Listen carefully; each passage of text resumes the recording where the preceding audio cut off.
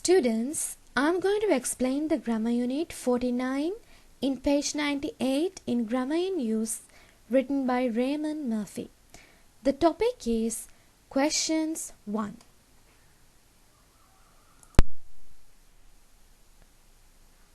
According to section A, in questions, we usually put the subject after the first verb. For an example, Tom will do his work. In this sentence, Tom is the subject, will is the first verb or the auxiliary verb, and do is the main verb. To form the question, first write the auxiliary verb, that is will, then write the subject, that is Tom. Next write the main verb and the rest part of the sentence, that is do his work. The question is, will Tom do his work?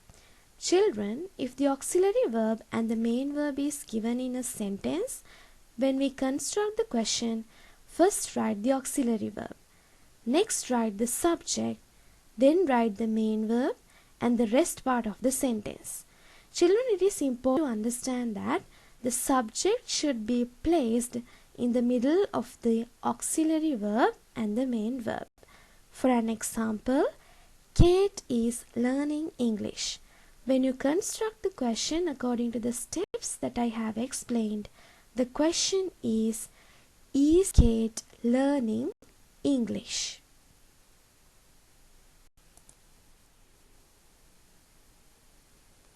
According to section B, in present simple questions, we use do auxiliary verb. Children, do is used for plural nouns and does is used for singular nouns. The first example is, they play cricket every day. They is a plural noun, so we use the auxiliary verb do, the subject, the basic form of the main verb, and the rest part of the sentence. When we construct the question is, do they play cricket every day? The second example is, she writes notes. Here she is a singular noun, so we use the auxiliary verb does, the subject, the basic form of the main verb, and the rest part of the sentence. The question is, does she write notes? Children, in past simple questions, we use did, that is the past form of the do verb, auxiliary verb.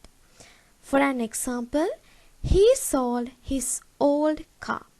In this situation, we write the auxiliary verb did, the subject, the basic form of the main verb, and the rest part of the sentence. The question is, did he sell his old car? Children, do not use do, does, or did if a WH question word is used to refer to the subject of a sentence. Let's take the example, somebody phoned Emma. In this sentence, somebody is the subject. When you construct the question with the WH question word who, you should not add did, because who refers to the subject. The question is, who phoned Emma, not who did phone Emma. But when a WH question word refers to the object, you should write the WH question word and then the auxiliary verb. The example is, Emma phoned somebody. Here, somebody is the object. When the WH question word refers to the object, add the auxiliary verb after the WH question word. The question is, who did Emma phone?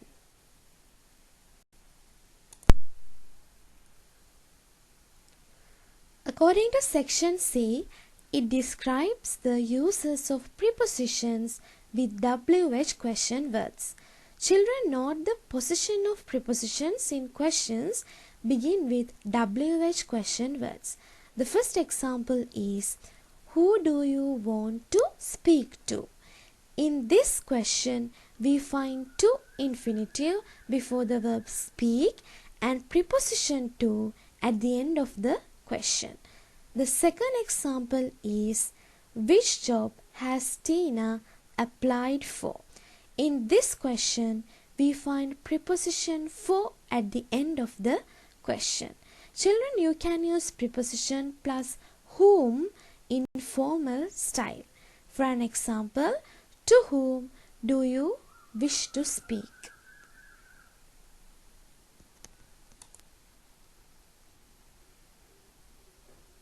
Children, according to section D, there are two uses of negative question forms. The first use is, we use negative questions such as isn't it, didn't you, etc. to show surprises. For an example, didn't you hear the doorbell? I rang it 3 times. The second use is, we use negative questions when we expect the listener to agree with us. For an example, haven't we met before? Children, next we will learn what we mean by yes-no answers given to negative questions. The first example, don't you want to go? If the answer is yes, it means yes, I want to go. If the answer is no, it means no, I do not want to go.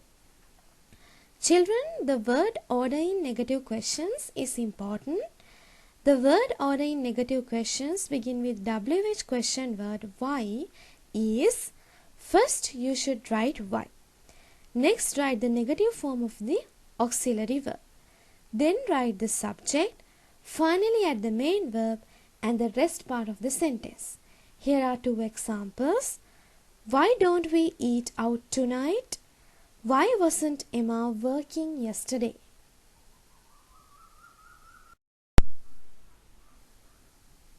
Students, this is the end of the explanation of this lesson.